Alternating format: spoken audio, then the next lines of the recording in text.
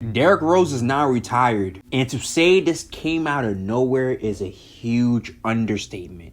Now, I'm not going to sit here and act like I was the biggest D Rose fan. I first got into the NBA in the 2007 to 2008 season, but from that time to the early 2010s, when it came to the NBA, I was always on and off with it.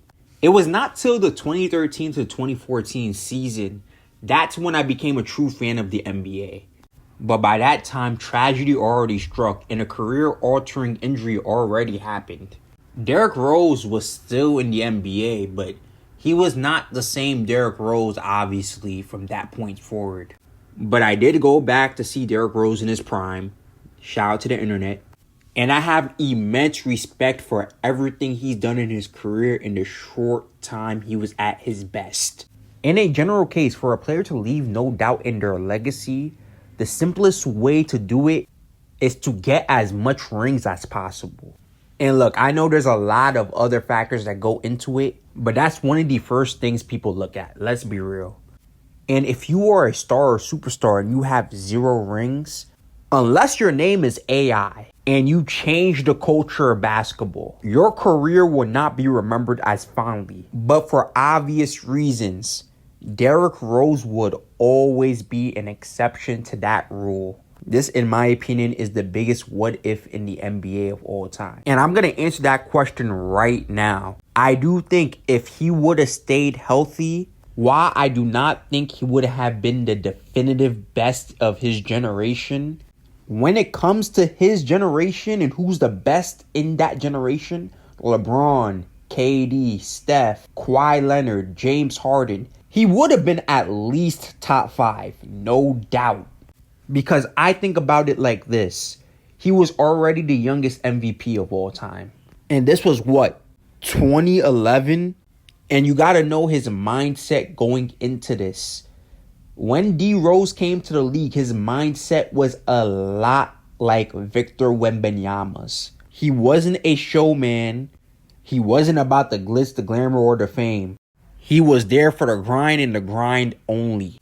He didn't tamper. If you knew about that Bulls team at that time, you know Joakim Noah was the one that was tampering. He was only there for one reason, and that was to hoop. And that he did. D Rose already matched up against the best at that time. Carmelo Anthony, LeBron James, and Dwayne Wade. LeBron was just entering his prime at that time too. And D Wade was already in his prime. Now, I don't know if he could have won it in that period specifically. Because, look, the LeBron era, man. I don't hate LeBron's move to the Heat as much as others do.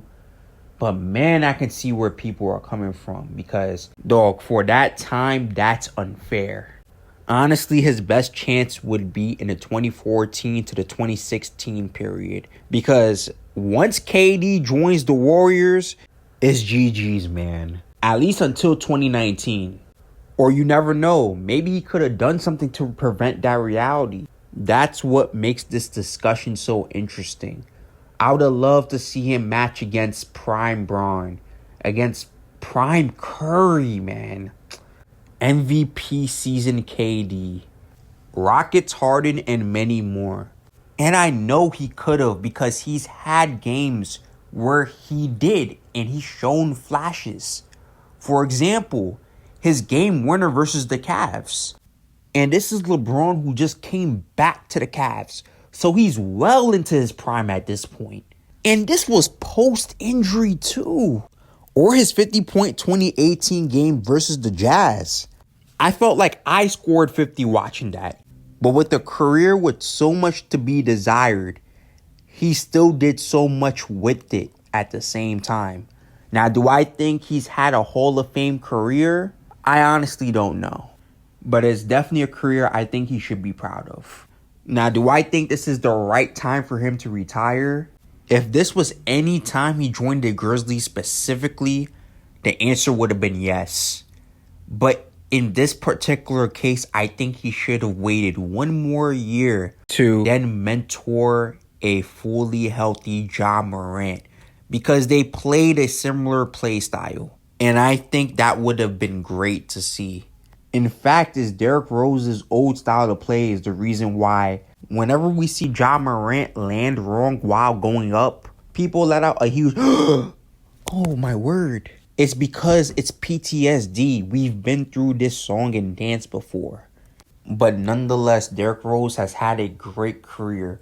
He has inspired many and was able to give Bulls fans a second life. It's just great that he got to retire on his own terms.